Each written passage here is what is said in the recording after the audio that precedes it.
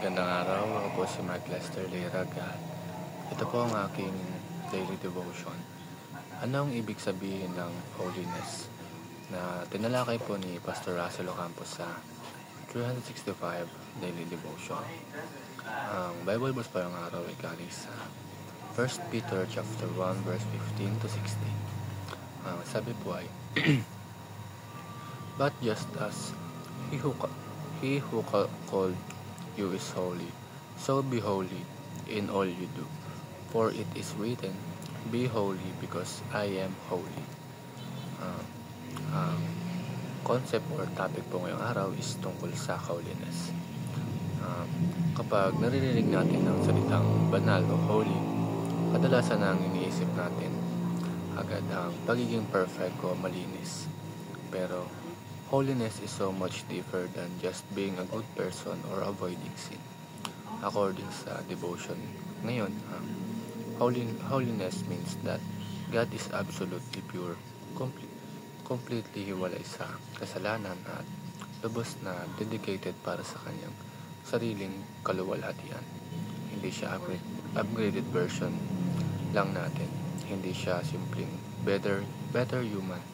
Ang Diyos ay totally beyond us.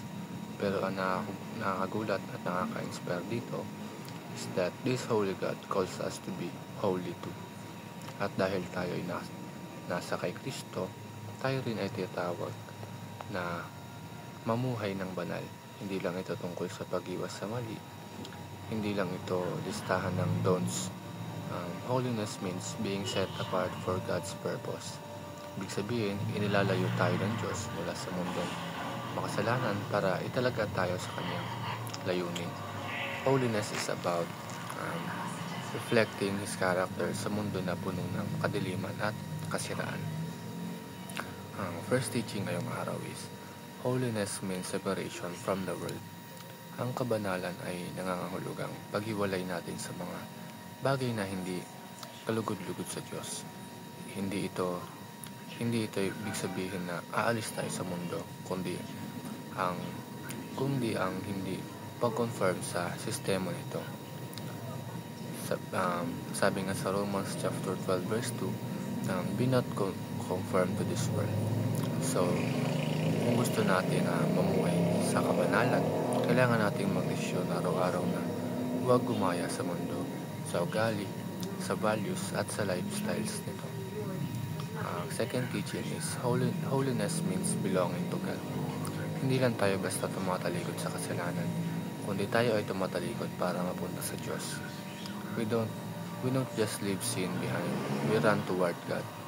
Pero tayo mga instruments na hindi pwedeng gamitin kahit saan o kahit kanino.